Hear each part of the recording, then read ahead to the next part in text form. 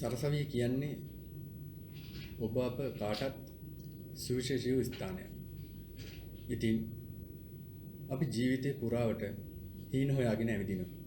ඒ හීන හොයාගෙන ඇවිදින අතරවාරයේ අපි ගොඩවන එක් නවාතැනක් තමයි සරසවිය කියන්නේ. ඉතින් මේ සරසවියට පැමිණෙන අපට ජීවිතේ ලැබෙන අත්දැකීම් අතර අපි ලබා ගන්න උපාධිය කියන්නේ ඒටම සම්බන්ධ වෙන වැදගත් දෙයක්. මේ උපාධිය අපි ලබා ගන්න අතරවාරයේ අපිට තිබෙනවා අධ්‍යයනික වශයෙන් ඒ සඳහා කරුණු කාරණා කිහිපයක්. ඒ කරුණු කාරණා කිහිපය අතර මානව ශාස්ත්‍ර හා සමාජ විද්‍යා පීඨවල අපට මේ සඳහා උදව් උපකාර වන ආයතනයක් විදියට ICCMS ආයතනය අපට හඳුන්වන්න පුළුවන්. ඉතින් අද අපගේ මේ සරසවියට මොහොතක් රූපවාහිනී වැඩසටහනට සම්බන්ධ වෙනවා ICCMS අධ්‍යක්ෂක දොඩම් කුඹුරේ ධම්මදසේ ස්වාමීන් වහන්සේ. ආයුබෝවන් අපේ හාමුදුරනේ මොකද්ද මේ ICCMS ආයතනය කියලා කියන්නේ? සස්පෙල කරලා විශ්වවිද්‍යාලයට ඇතුළත් වෙන ශිෂ්‍යයෝ විද්‍යා විෂයන් කරන විද්‍යාපීඨයටත් ඒ වගේ වාණිජ කළමනා කරන විෂය කරන වාණිජ කළමනා කරන පීඨයත් ඒ වගේම කලා විෂය කරන ශිෂ්‍යයෝ විශ්වවිද්‍යාලයට ප්‍රවේශ වුණාම කැලණ විශ්වවිද්‍යාලයේ තියෙනවා පීඨ දෙකක් මානව ශාස්ත්‍ර හා සමාජ විද්‍යා පීඨ කියලා. වෙනත් විශ්වවිද්‍යාල එක පීඨයක් තියෙනවා. ඒ නිසා මේ පීඨ දෙකේ වෙනම විෂය ධාරාවන් පවතිනවා. මේ විෂය ධාරාවන් දෙක එක මධ්‍යස්ථානයක් හැටියට පාළ වෙන තමයි ICC මිතිය. නැත්නම් අන්තර්පීඨ විෂයමාලා සම්බන්ධීකරණ මධ්‍යස්ථාන. Interfaculty Center for Coordinator Modular System කියන මේ ආයතනයෙන් තමයි මේක පවත්වාගෙන. දැන් වෙනත් පීඨවල දැන් අපේ විශ්වවිද්‍යාලය ගත්ත විද්‍යාපීඨය තුල ඒ පරිශ්‍රය තුල ශිෂ්‍යයන්ගේ කටයුතු මෙහෙවනවා. වාණිජ කළමනාකරණ පීඨෙත් ඒ වගේ. හැබැයි මානව ශාස්ත්‍ර පීඨය සහ සමාජ විද්‍යා පීඨය කියන එකම කලා විෂය ධාරාවන් හදාarලා විශ්වවිද්‍යාලයට පැමිණෙන එකම ශිෂ්‍ය කණ්ඩායම. ඒතර මේ ශිෂ්‍ය කණ්ඩායම ඒකාකාරී විදිහකට දේශන සහ විභාග පවත්වාගෙන යාමට එක පීඨයකට බෑ. ඒ නිසා මේකේ මධ්‍යස්ථානයක් හැටියට තමයි අන්තර්පීඨ විෂයමාලා සම්බන්ධීකරණ මධ්‍යස්ථානය ආරම්භ කළේ. ඒ අනුව තමයි මේ මධ්‍යස්ථානයෙන් තමයි පීඨ දෙකේ සීල කටයුතු මෙහෙවන්නේ. ඔබ වහන්සේ මේ ආචාර්ය උපාධිය දක්වා හදාarලාගෙන. ඉතින් අපිට ඇත්තටම ආඩම්බරයක් තියෙනවා මේ අපේ ICCMS ආයතනයේ ඔබ වහන්සේ වැනි උගත් කෙනෙකුන් යටතේ පාලනය වීම සම්බන්ධයෙන්. ඇත්තටම අපි හාමුදුරනේ මේ ICCMS ආයතනයේ සම්බන්ධීකරණ මධ්‍යස්ථානයක් විදිහට අපිට හඳුන්වන්න පුළුවන් විශ්වවිද්‍යාලය.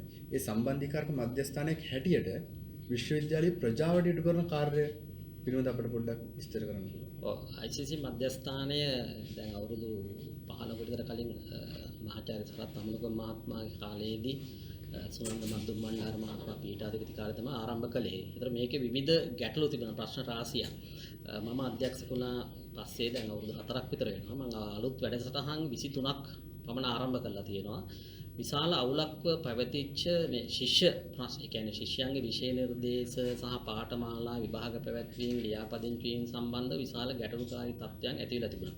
අපි ඒවා සියල්ලම निराකරණය කරලා දැන් මධ්‍යස්ථානය අපි ක්‍රියාත්මක වෙනවා මේ කලා විෂයන් කරලා පැමිණෙන ශිෂ්‍යයන්ගේ සියලු කටයුතු මෙහෙවන්නේ, ඒ කියන්නේ ශිෂ්‍යයා විශ්වවිද්‍යාලයට ආවෙන් පස්සේ ශිෂ්‍ය ලියාපදිංචි කරන ශාස්ත්‍රීය අංශේ අපි අධ්‍යයන විභාග සම්බන්ධව ලියාපදිංචියක් කරනවා අපේ ICC මධ්‍යස්ථානය.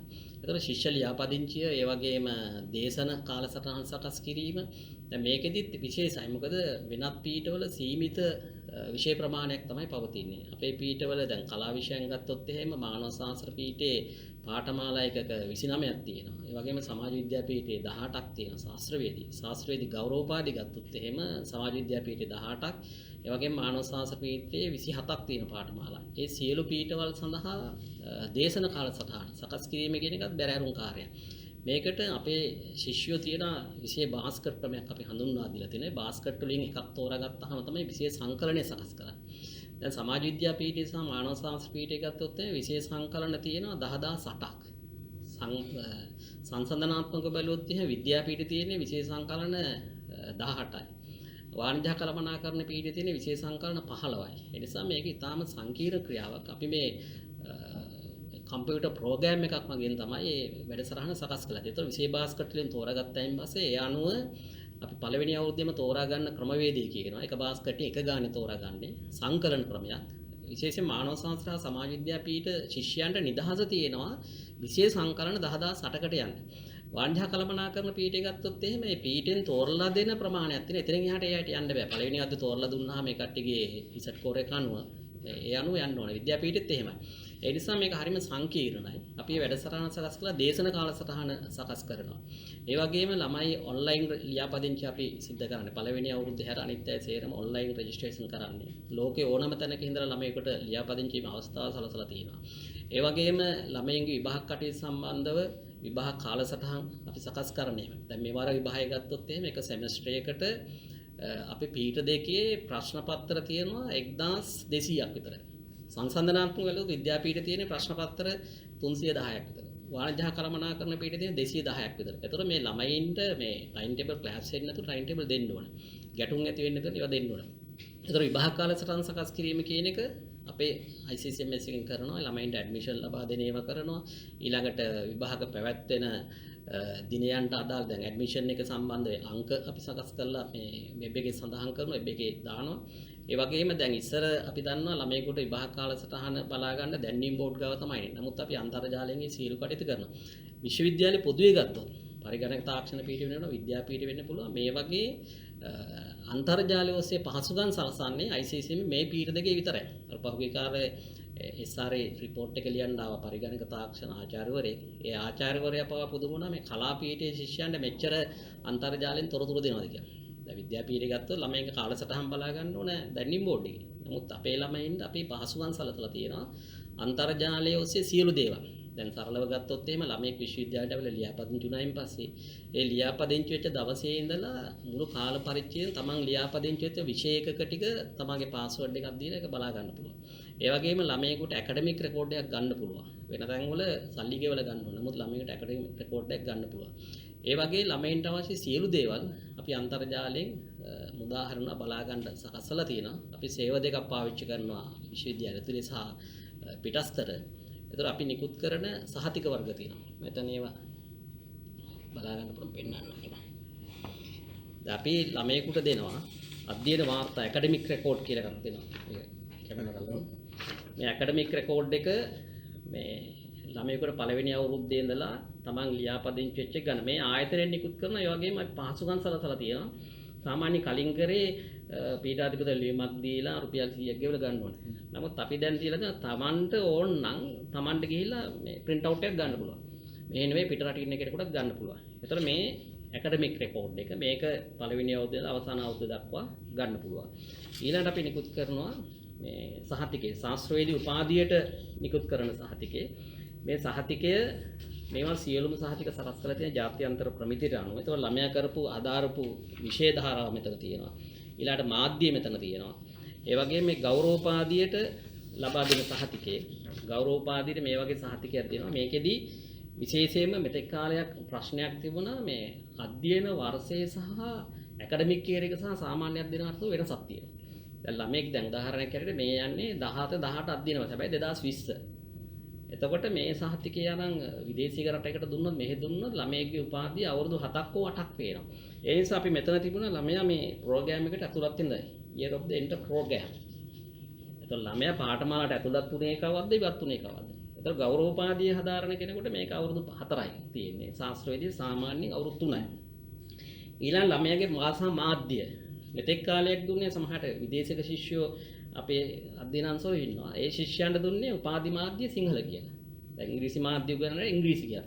හැබැයි අපි ළමෙක් යම්කිසි ළමෙක් ඉංග්‍රීසි මාධ්‍යයෙන් පේපර්ස් කීපයක් කරනවා නම් සිංහලෙන් කරනවා නම් සිංහල ඉංග්‍රීසි කියලා තමයි සහතිකය දෙන්නේ. ඊළඟ විදේශ භාෂාවක් හදාරනවා නම් දැන් මේකේ තියෙන්නේ English and Chinese language එක. ඒතර එයාට ඒක වැදගත් වෙනවා. ඒතර මේකෙදි තව එකක් ලබා දෙනවා අපි මේ ඇවරේජ් එක දෙනවා. දැන් පාඨමාලා ඒක ක්‍රමයේ යටතේ පුළුවන් ළමයින්ට වෙනත් තැනක පාඨමාලාවක් හදාගන්න. දැන් විදේශීය ගත වෙනවා ළමයි චීන එහෙම යනවා. ඒතර අපි ක්‍රෙඩිට් ට්‍රාන්ස්ෆර් කරලා මේ සහතිකේ මේවා අලුතෙන් අපි මේ අවුරුද්දේ පටන් ගත්තේ. විදේශීය රටකට ගිහිල්ලා ශිෂ්‍යත්වයකට ගිහිල්ලා ක්‍රෙඩිට් ප්‍රමාණයක් උපයාගත්තාම විශ්වවිද්‍යාල ක්‍රෙඩිට් ට්‍රාන්ස්ෆර් වෙනවා. ඒතර මේකත් අපි සහතිකේ දීලා දෙනවා.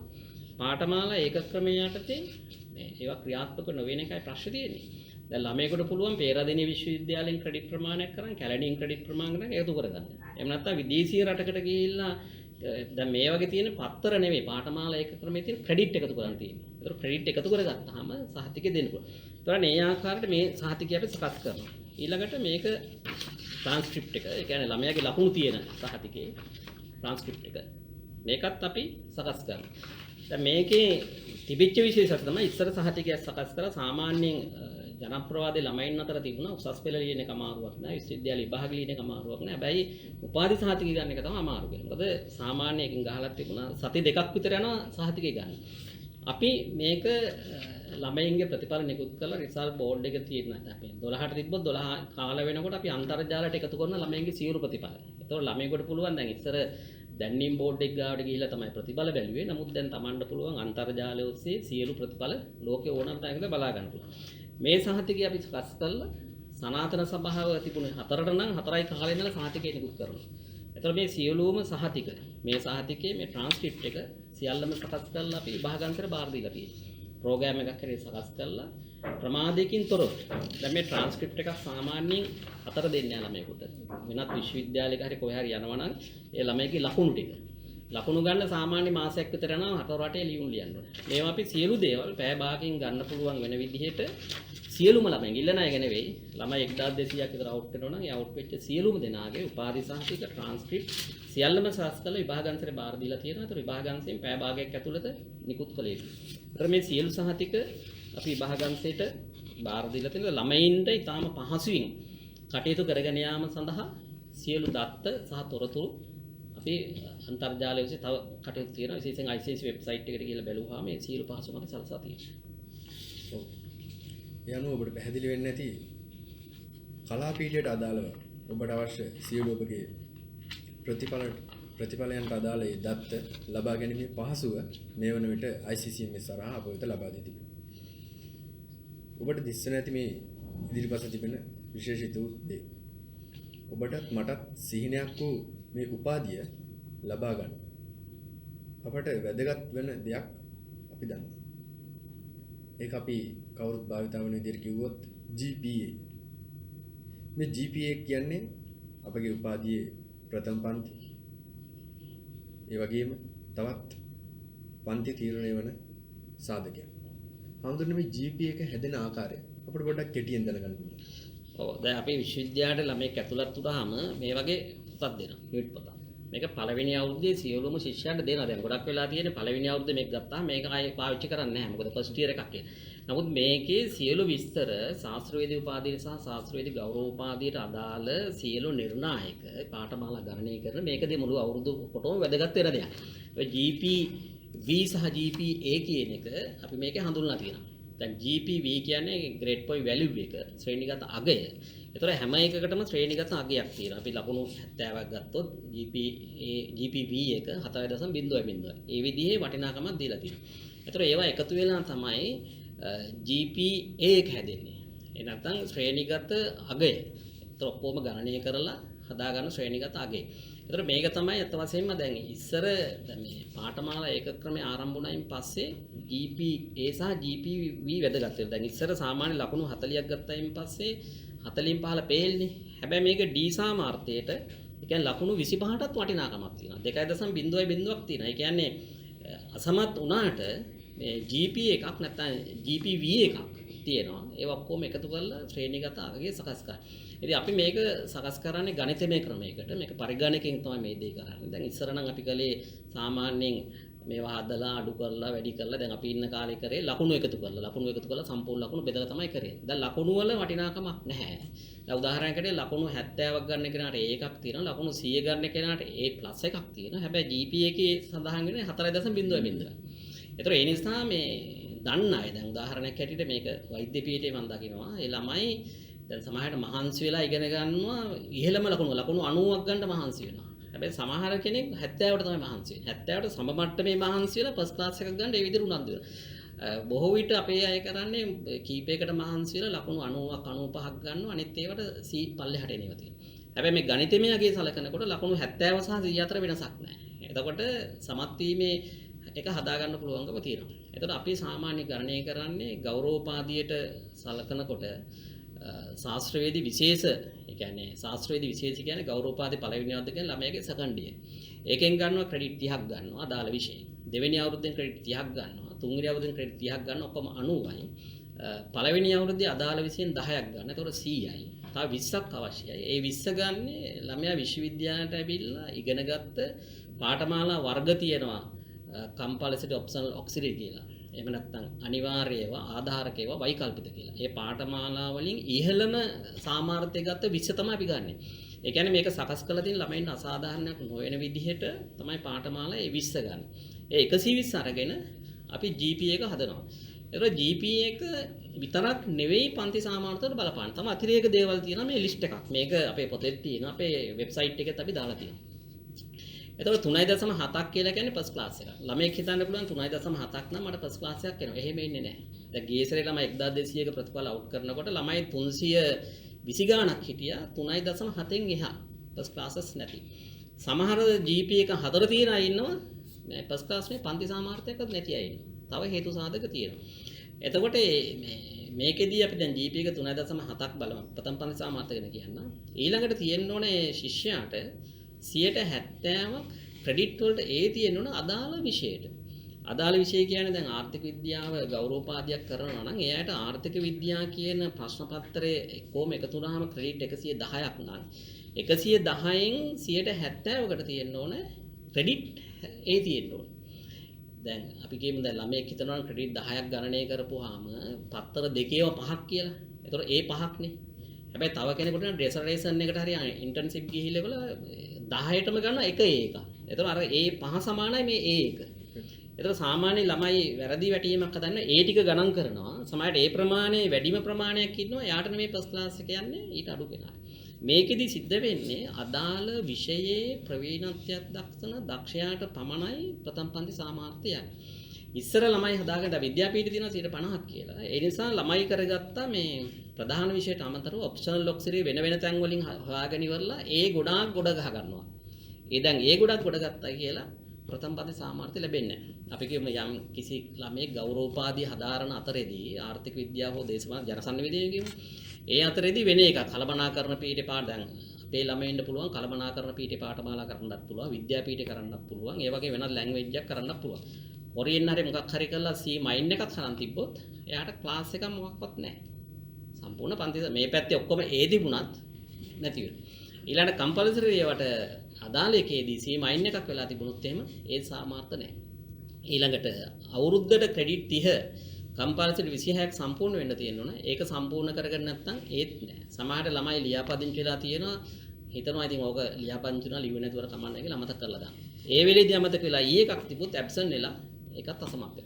ඉතින් මේක හරියටම කියවලා බලලා පාඨමාලා ඒකක ක්‍රමයේ කියන එක පිළිබඳ අවබෝධයක් තියෙන ශිෂ්‍යයෙකුට හරි පහසුයි තමන්ගේ අරමුණට යන්න. ඒතර ඒ අනුව තමයි GPA එක සඳහන් වෙන්නේ. GPB කියලා එකක් තියෙනවා. GPA එකක් කියලා එකක් තියෙනවා. ඒ වගේ තමයි හඳුන්වන්නේ මේ සරසවියේ මේ අපේ ගොඩක් ශිෂ්‍යයෝ කරන දේ තමයි මේ මෙඩිකල් දාන එක. ඔව්. මේ මෙඩිකල් දාන එක GPA එකට බලපෑමක් වෙනවද? නෑ මෙඩිකල් දැම්මයි කියලා GPA එක බල කිසිම බලපෑමක් වෙන්නේ නැහැ. මෙඩිකල් පමණක් නෙවෙයි අපි කියමු ළමයෙකුට අසමත් වෙලා රිපීට් එකක් තියෙනවා. රිපීට් එක ප්‍රශ්නයක්වත් නැහැ. දැන් උදාහරණයකට මේ අවුරුද්දේ පේපර් එකක් ෆේල් වෙනවා. ෆේල් වෙලා ඊළඟ අවුරුද්දේ ඒක ලියනවා. ලියලා 100යි ලැබෙන්නේ. මෙඩිකල් නැතුව 100ක ලැබෙනවා. හැබැයි 100ක ලැබුණයි කියලා එයාට ප්‍රථම පන්ති ෆස්ට් ක්ලාස් එකක් ගන්න බාධකයක් නැහැ. මේ ප්‍රශ්නේ තියෙන්නේ අවසාන දැන් අපි අර විභාග තියෙන දැන් අවසාන අවුරුද්දේ අපි දෙනවා මේ පුනර් පරීක්ෂණ කියලා එකක් දෙනවා. ඒතර පුනර් පරීක්ෂණ වලින් සම්පූර්ණ කරගන්න බැලුවොත් දෙවන සෙමෙස්ටරේදී ඊළඟ ලැබෙන අවස්ථාවේ සම්පූර්ණ කරගත් අවුරුදු 4 පැන්නොත් පන්ති සාමාර්ථ නැත. ඒ නිසා මෙඩිකල් දැම්මා කියලා රිපීට් උනායි කියලා ෆේල් උනායි කියලා බලපාන්නේ නැහැ. GPA එකට බලපාන්නේ නැහැ. ඒ වගේ තමයි හඳුන්වන්නේ මේ ඔප්ෂනල්. ඔව්. ඒ ඔප්ෂනල් කියන දේ අපේ ගොඩක් විද්‍යාර්ථීන් ඔප්ෂනල් එකක් දානවා. දාලා හැබැයි සමහරුන්ට හිතනවා ටිකක් කල්ලාදී මේක කරන්න බෑ. මේ තියෙන වැඩත් එක්ක කරන්න අමාරුයි කියලා. ඔව්. මම හිතන්නේ ඔබ වහන්සේ ළඟට එනවා ඉවත් කරගන්න. ඒ ඔප්ෂනල් එකක් ඉවත් කරගන්න පුළුවන්ද? එහෙම කරනවා නම් මොන වගේ කාලයක් ඇතුළතද අපි කරනවා? අපි සාමාන්‍යයෙන් ළමයි ලියාපදිංචි කරන්නේ අවුරුද්දේ මුල සති දෙකේ ඔන්ලයින් ළමයින්ට රෙජිස්ටර් කරන්න දෙනවා. ඊට පස්සේ කියනවා මොකක් හරි එකකට ඔන්ලයින් කර වැරදීමක් වුණොත් තව අතිරේකව දෙනවා සති දෙකක් මේක නිවැරදි කරගන්න කියලා. අතිරේක.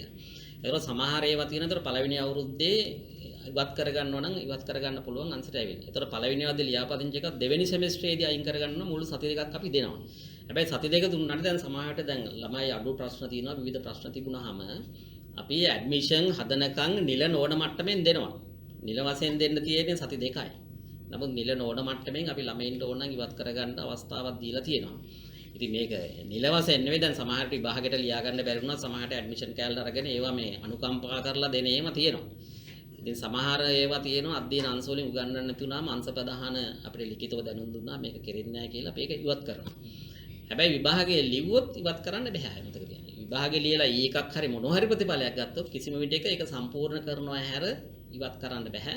මොකද එහෙම නොවුනොත් එහෙම එක පැත්තක් තියෙනවා ළමයි පළවෙනි අවුරුද්දේ කෙලවරක් නැතුව ලියාපදිංචි වෙනවා.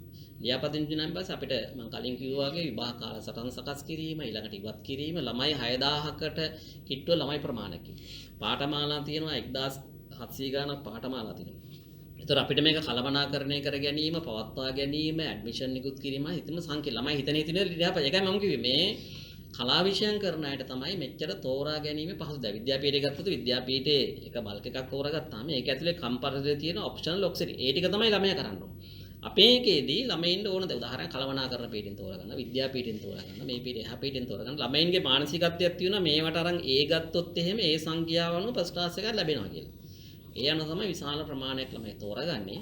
හැබැයි අවශ්‍ය ප්‍රමාණය තෝරාගන්න කෙනෙකුට එහෙම බාධකයක් නැහැ. බරුනේ ඔප්ෂනල් එකක් අතුලත් කරලා අපි ඒක නොලියා මෙඩිකල් එක නොදා හිටියොත් ඒක GP එකට මොකක් හරි බලපෑමක් සිදු වෙනවද?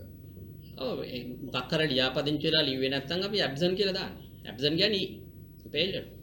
ඉතින් යාට පුළුවන් අපි හැබැයි අපි දෙන අවස්ථාවක් විභාග ප්‍රතිඵල නිකුත් කරන්න ඉස්සෙල්ලා ඇවිල්ලා තමන්ගේම ප්‍රශ්නට නිරාකරණය කරන්න. එහෙම ගොඩක් අය එනවා. ඒ කියන්නේ අවසාන ප්‍රතිඵලය හදන්න ඉස්සෙල්ලා ඒ වගේ ප්‍රශ්නයක් තියෙනවනම් සමහරට පළවෙනි අවුරුද්දේ සමහරට ලියාපදිංචි වෙලා ඉවත් කරගත්තේ නැති අය ඉන්නවා. අපි එයාට අවස්ථාවක් දෙනවා. මේ ඉවත් කරගන්න. ඒ වගේම තමයි හඳුන්වන්නේ මේ අපිට විශ්වවිද්‍යාල විදියට අධ්‍යයන වර්ෂයක් කියලා අපි හඳුන්වනවා. මේ අධ්‍යයන වර්ෂයක් සකස් කරන්නේ කොහොමද කියන එක අපිට පොඩ්ඩක් පැහැදිලි කරන්න. අධ්‍යයන වර්ෂයක් කියන්නේ විශ්වවිද්‍යාලයක අර්ධ වාර්ෂික දෙකක්. ඒ කියන්නේ සෙමෙස්ටර් දෙකක්. ඉස්සර අවුරුද්දේ අන්තිම විභාග තිබුණාට දැන් එහෙම විභාග නැහැ. අවුරුද්දට දෙසරයක් විභාග තියෙනවා. ඒතර අධ්‍යයන වර්ෂයක් කියන්නේ සෙමෙස්ටර් දෙකක්. සෙමෙස්ටර් දෙකක් කියන්නේ සෙමෙස්ටරයක් කියන්නේ දේශන සති 15ක් තියෙනවා. ඊළඟට අධ්‍යයන නිවාඩු සති දෙකක් තියෙනවා. විභාග සති 4ක් තියෙනවා. ඒ කියන්නේ සති 21යි. සති 21කින් තමයි අපි අර්ධ වාර්ෂික සකස් වෙන්නේ. ඒ වගේ අර්ධ වාර්ෂික දෙකක් එකතු වුණාම තමයි අධ්‍යයන වර්ෂයක් වෙන්නේ. කියන්නේ ලිත් වර්ෂ නෙවෙයි අධ්‍යයන වර්ෂය වෙනස්. දැන් මේ 2020 වුණා 2017 18 අධ්‍යයන වර්ෂය යන්නේ. ඒ අනුව තමයි දේශන සති 15යි අධ්‍යයන නිවාඩු ස්ටඩි ලීව් සති 2යි ඒ වගේ විභාග සති 4යි. ඊට පස්සේ අතිරේකව පස්සේ සතියක් විතර නිවාඩු ලැබෙනවා. ඊළඟට දෙවෙනි සෙමෙස්ටරේ පටන් ගන්නවා. සති 15 කියන එක සති 11 දැන් ගිය සැරේ තිබුණ සති 11යි. ඒක වෙන්නත් පුළුවන්. අර අතරමැද තියෙන ළමයින්ගේ වර්ජන අනම්මනම් දේවල් කියලා පාඨමාලා කාලේ දික් වෙන්නේ නැහැ. ඉස්සර වගේ දික් වෙන්නේ නැහැ. මේ සෙමෙස්ටරේ මේ විදිහටම යනවා. සමහරට ළමයි ආවේ නැත්නම් වර්ජනයක් තිබ්බොත් මොකක් හරි තිබ්බොත් සති අඩු වෙන. දැන් ගිය සැරේ සෙමෙස්ටරේ සති 11යි තිබුණේ. ඒ අනුව තමයි අර්ධ වාර්ෂික සකස් වෙන්නේ. ඒ වගේ තමයි හඳුන්වන්නේ දැන් ක්‍රියාත්මක වෙන්නේ පාඨමාලා ඒකක ක්‍රම. මේ පාඨමාලා ඒකක ක්‍රමේ මම හිතන්නේ යම්කිසි වැදගත්කමක් තියෙනවා. ඒ වැදගත්කමත් පොඩ්ඩක් පැහැදිලි කරන්න පුළුවන්. ඔව් මේ පාඨමාලා ඒකක ක්‍රමේ විශේෂයෙන් හඳුන්වා දුන්නේ කැලණි විශ්වවිද්‍යාලය තමයි මේකට මුල් වුණේ. ඒතර පාඨමාලා ඒකක ක්‍රමේ අපේ හිටපු තිලකරත්න කපුගමගේ මහත්මයා හඳුන්වා දීලා UGCට හඳුන්වා දීලා මුළු ලංකාවේම විශ්වවිද්‍යාල පද්ධතිය තුළ ක්‍රියාත්මක කරනවා. මේ පාඨමාලා ක්‍රමය සකස් වීමෙන් අරමුණ වෙලා තිබෙන්නේ ලංකාවේ සියලු විශ්වවිද්‍යාල පද්ධතීන් වල තියෙන උපාධි පාඨමාලා එක මට්ටමකට කියන්නේ. ඒ වගේම විශ්වවිද්‍යාල හැමතැනම තියෙනවා සහතික පත්‍ර තියෙනවා උසස් සහතික පත්‍ර තියෙනවා ඩිප්ලෝමා තියෙනවා උසස් මේක අර උපාධිය වුණාට මේකේ දිග ගමනක් තියෙනවා. ඒ කියන්නේ සහතික පත්‍ර පාඨමාලාවෙන් පටන් ගත්තාන් පස්සේ PhD වලින් ඉවර වෙන්න ඕනේ. සහතික පත්‍ර පාඨමාලා උසස් සහතික පත්‍ර පාඨමාලා ඊළඟට ඩිප්ලෝමා උසස් ඩිප්ලෝමා ඊළඟට පළවෙනි උපාධිය දෙවෙනි උපාධිය MA MPhil ඊළඟට ওই විදිහට කෙලවරකට යනවා තියෙනවා. මේවා ඊළඟට තියෙනවා ජාතික පුහුණු ආයතන තියෙනවා. මේ කාර්මික විද්‍යාල. ඒතර කාර්මික විද්‍යාලය විශ්වවිද්‍යාලය එක ස්තරයකට ගෙනීමට තමයි පාඨමාලා ඒකකමනේ පටන් ගත්තේ. ඒතර උදාහරණයක් හැටියට දැන් ඩිප්ලෝමා කරපු කෙනෙකුට ඩිප්ලෝමා දෙවෙනි අවුරුද්ද නැත්නම් උසස් ඩිප්ලෝමා කරපු කෙනෙකුට පුළුවන් උපාධිය අවසාන අවුරුද්දට සම්බන්ධ වෙන්න. ඒතකොට එයා උපයා ගන්න ඕන අවුරුද්දකට ක්‍රෙඩිට් 30ක්. සාමාන්‍ය ක්‍රමය එකයි ළමයෙකුට දරන්න පුළුවන් බර හැටියට තත්ත්ව ආරක්ෂක ඒකකේ මේ හඳුන්වා දෙන්නේ ක්‍රෙඩිට් 30යි. උපරිමය දරන්න පුළුවන්. ඒතර මේ විදිහේ ක්‍රෙඩිට් එකතු කිරීම තමයි පාඨමාලා ඒක ක්‍රමයෙන් කරන්නේ. මම සඳහන් කළේ දැන් උදාහරණයක් ඇරෙද්දී දැන් කැලණි දැන් ගීසර ඇවිල්ලා හිටිය විදේශික ශිෂ්‍යෝ ලංකාවට ඇවිල්ලා ක්‍රෙඩිට් 15 එකතු කරන්න ගියේ. ඊටු ටික එහෙ කරගත්තා. ඒතර පළවෙනි අවුරුද්දේ දැන් මේ පාඨමාලා ක්‍රමයට ළමයෙකුට පළවෙනි අවුරුද්දේ ක්‍රෙඩිට් 30ක් ගත්තයින් පස්සේ ඒ ළමයාට ඕනනම් විශ්වවිද්‍යාලයෙන් අවුට් වෙලා යන්න ඉඩ දෙන්න ඕනේ. ඒතර යාට දෙන්න ඕනේ ඩිප්ලෝමා එකක්. දෙවෙනි අවුරුද්ද ඉවර වෙච්ච කෙනෙකුට දෙන්න පුළුවන් උසස් ඩිප්ලෝමා. හය ඩිප්ලෝමා එකක් දෙන්න ඕනේ. තුන්වෙනි අවුරුද්ද ඉවර වෙච්ච කෙනාට ශාස්ත්‍රවේදී උපාධිය. හතරවෙනි අවුරුද්ද ක්‍රෙඩිට් 120 කරපු කෙනාට ශාස්ත්‍රවේදී ගෞරව උපාධිය. ඒතර මෙහෙන් ක්‍රෙඩිට් තියන අරගෙන වෙනත් විශ්වවිද්‍යාලයකින් ඉතුරු ටික කරගැනීමේ හැකියාව තියෙනවා. දැනටත් තියෙනවා වාණිජ කළමනාකරණ පීඨයේ උසස් ඩිප්ලෝමා කරපු කෙනාට බාහිරයේ තුන්වෙනි අවුරුද්ද අවසාන අවුරුද්දෙන් අවසන් කරගන්න පුළුවන්. ඒ නිසා පාඨමාලා එක ක්‍රමයකට තියෙනවා ළමයෙකුට නිදහසේ එකතු කර දැන් කලා විෂය කරපු විෂය ධාරාවටම හිර වෙලා ඉන්නේ නැතුව ළමයෙකුට පුළුවන් වාණිජ මේ දැනටත් පුළුවන් වාණිජ කළමනාකරණ පීඨයෙන් කරන්න. ඒ වගේම පරිගණක හා තාක්ෂණ පීඨෙනුත් දෙනවා විද්‍යාපීඨෙන් දෙනවා කොස්ට් එක කම්පියුටර් සයන්ස් වලින් ඒ කියන්නේ මානව ශාස්ත්‍ර පීඨයෙන් විෂයකුයි විෂයන් දෙකකුයි නැත්නම් සමාජ විද්‍යා පීඨයෙන් දෙකකුයි විද්‍යාපීඨයෙන් එකකුයි අරගෙන මේ පාඨමාලාව හැදෑරීමේ හැකියාව තියෙනවා පාඨමාලා එක ක්‍රමයකට. ඒ වගේම හඳුන්නේ මේ පාඨමාලා කේතය. ඔව්. එහෙම නැත්නම් කෝස් කෝඩ් එක. මේ කෝස් කෝඩ් එක කියන්නේ ඇත්තටම මේ අපිට අපි ඉගෙන ගන්න අධ්‍යයන වර්ෂය කුමක්ද? ඊට පස්සේ අපි අදාරන්නේ මොන සමාජිකයේ විභාගයේද? ඒ දේවල් අපිට මේ කෝස් කෝඩ් එක හරහා දැනගන්න පුළුවන්. මේ කෝස් කෝඩ් එකක් සකස් කරන ආකාරයත් පොඩ්ඩක් අපිට පැහැදිලි. දැන් කෝස් කෝඩ් එක කියන හරි වැදගත්. මොකද මේක දැනගෙන තියෙන්න ඕනේ. දැන් සාමාන්‍ය කෝස් කෝඩ් එකක් සකස් වෙන්නේ මුලින් ඉංග්‍රීසි අකුරු 4කින්. දැන් බෞද්ධ සම BU CU කියලා සකස් වෙනවා. දැන් කැලණි අපි අකුරු 4ක් දාන දැන් ජයවර්ධන පුරන අකුරු 3යි තියෙන්නේ. ඒ සබ්ජෙක්ට් එක කෙටි කරන අකුරු ටිකක් හිතනවා. ඊළඟට ඒකේ පළවෙනි අංකෙන් අදහස් වෙන්නේ ස්තරය. ඒ කියන්නේ පළවෙනි අවුරුද්දද දෙවෙනි අවුරුද්ද එක කිව්වොත් ෆස්ට් ඉයර් දෙක කිව්වොත් සෙකන්ඩ් ඉයර් 1 2 3 කියලා කියන්නේ අවුරුද්ද ළමයාගේ අවුරුද්ද සකස් වෙන්නේ. ඊළඟට දෙවෙනියට තියෙන අංකය දෙවෙනි අංකෙන් සකස් වෙන 1 කියලා කිව්වොත් මුල් සෙමිස්ටර් විභාග තියෙන්නේ. 2 කිව්වොත් දෙවෙනි සෙමිස්ටර් අවසාන විභාග තියෙන්නේ. 3 කියලා තිබුණොත් එහෙම දේශන පටන් ගන්න අවුරුද්දේ මුල විභාග පැවැත්වෙන්නේ දෙවෙනි සෙමිස්ටර් අවසානයේදී. තව අංකයක් තියෙනවා 4 කියලා. ඒක අපේ පීඨවල පාවිච්චි කරනකොට විද්‍යාපීඨේ භාවිත වෙනවා. 4 කියලා දැම්මොත් එහෙම ඒකේ විභාග පළවෙනි අවුරුද්දේ පවත්වන්නත් පුළුවන්, දෙවෙනි අවුරුද්දේ පවත්වන්නත් පුළුවන්. ඊළඟ අංක දෙක එකට යන්නේ. ඒ කියන්නේ 1යි ඊට පස්සේ 21 කියමුකෝ. 21 දැන් ශාස්ත්‍රවේදී උපාධි පටන් ගන්න මානව ශාස්ත්‍ර පීඨය අපි පටන් ගන්න තියෙන 21 22 23 24 කියලා දෙපාර්තමේන්තුවෙන් මේ පාඨමාලාවට දෙන අංකේ. සමාජ විද්‍යා පීඨේ පටන් ගෙන තියෙන්නේ 21 22 23 කියලා. එතකොට මේ විෂය අධ්‍යයන අංශෙන් ලබා දෙන අංකේ. ඊළඟට ගෞරවෝපාධි වෙනකොට සමාජ විද්‍යා පීඨ දීලා තියෙන්නේ 41 42 43 44 කියලා. මානව ශාස්ත්‍ර පීඨ දීලා තියෙන්නේ 51 52 53 කියලා තමයි මැද අංක දෙක එකට යන්නේ. ඊළඟ අවසානයේ එක වැදගත් මේ ක්‍රෙඩිට්. ඒ කියන්නේ ශ්‍රේණිගත අගය. ඒක ඉතාම වැදගත්. ක්‍රෙඩිට් සාමාන්‍ය ක්‍රෙඩිට් එකේ ඉඳලා පටන් ගන්න ක්‍රෙඩිට් 99 දක්වා දෙන්න. 1 2 3 කියන්නේ ශ්‍රේණිගත අගය. ඒ අනුව තමයි අපි අර ගණනය කිරීම සිද්ධ වෙන්නේ. ඒතර මේ කෝස් කෝඩ් එක දැනගත්තාම එයා මොන අවුරුද්දේද මොන අර්ධ වාර්ෂිකයේද පාඨමාලා එකෙන් වද ක්‍රෙඩිට් කීයක් ලැබෙනවද කියන එක මේක දැනගත්තාම මේ සීල කාරණාද ඒක දැනගත්ත අත්‍යවශ්‍ය කාරණා. ඒතර හැමදෙන්නේ මේ අපි ප්‍රථම වසර අපි ලබා ගන්න ප්‍රතිඵල අනුව අපේ GPA එකක් හැදෙනවා.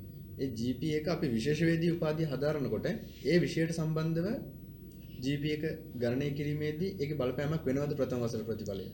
ප්‍රථම වසර ප්‍රතිඵලයේදී අපි GPA එක හදන්නේ විශේෂයෙන් ගෞරවෝපාධි සඳහා තෝරා ගැනීම සඳහා අපි හදනවා. ඒ කියන්නේ දැන් අදාළ විෂයට GPA එක 3.0ක් තිබ්බහම ගෞරවෝපාධි කරන්න පුළුවන්. ඕවර්ෝල් GPA එක 2.0ක් හැටියට තිබ්බහම.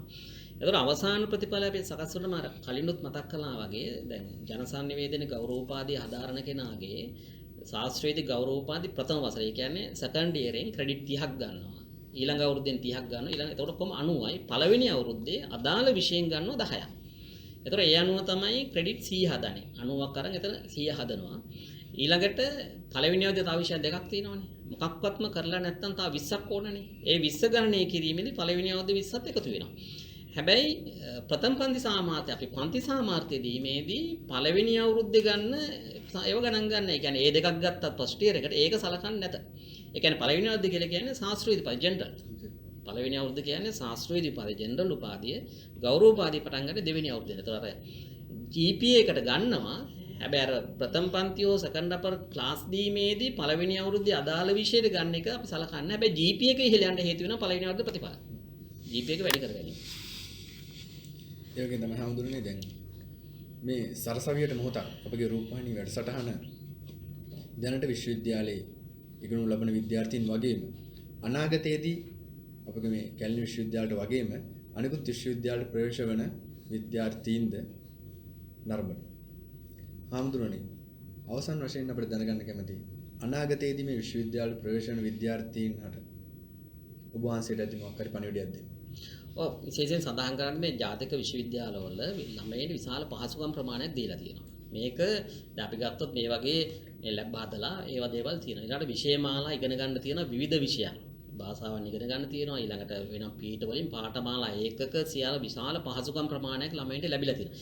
මේකෙන් හරියට ප්‍රයෝජන නොගැනීමේ ප්‍රශ්නේ තියෙන්නේ. ඒ කියන්නේ සමහර දැන් පරිගණක මධ්‍යස්ථාන හිස් තියෙන ඒවා කවුරුවත් නැහැ. දැන් අපේ පීඨවල බැලුවොත් එහෙම පරිගණක ගිහිල්ලා බැලුවොත් ළමයි 4-5 දෙනා ඉන්නේ නොමිලේ අන්තර්ජාල පහසුකම් ලැබලා තියෙනවා. හැමතැනම Wi-Fi සකස් කරලා තියෙනවා. ඒ පහසුකම් ළමයි භුක්ති විඳින්නේ නැහැ. මේ සීමිත කාලයක් තියෙන්නේ. අවුරුදු 3ක් හෝ 4ක් තියෙන්නේ. සෙමෙස්ටරේ ඉවරගෙන යනවා.